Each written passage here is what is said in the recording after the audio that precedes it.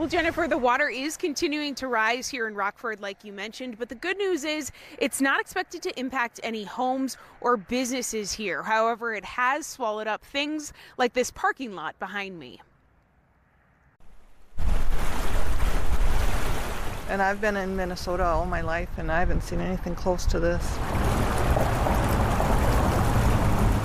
The city of Watertown is living up to its name this spring as the Crow River swells, taking up trees, covering roads, and turning drivers around. We were trying to get to Delano, and the roads are blocked right there.